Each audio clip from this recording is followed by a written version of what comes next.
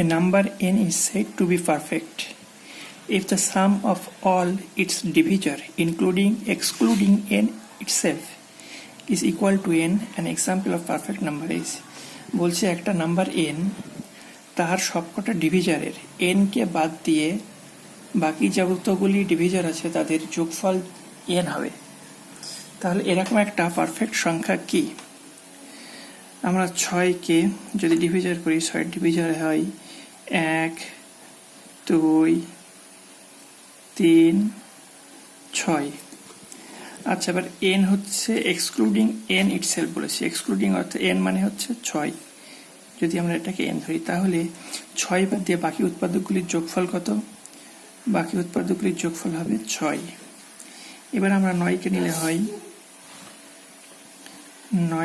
হয় 1 3 3 9, যোগফল হয় 7 n কে বাদ দিয়ে। তারপরে যদি আমরা 15 কে নিই 1 3 5 15, n কে বাদ দিলে বাকি উৎপাদকগুলির যোগফল হয় 9। তারপরে আছে দেখুন 21 1 3 7 21।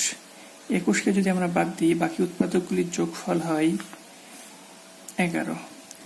তাহলে এখান থেকে দেখুন অঙ্কটাতে আমাদের যা বলেছে যে n কে বাদ দিয়ে বাকি উৎপাদকগুলির যোগফল সেই সংখ্যাটা সমান হবে। কোনটার ক্ষেত্রে হয়েছে? 6 কে বাদ দিয়ে বাকি তিনটে যোগ করে আমাদের হয়েছে 6, অর্থাৎ এই 6টা হচ্ছে অ্যান্সার।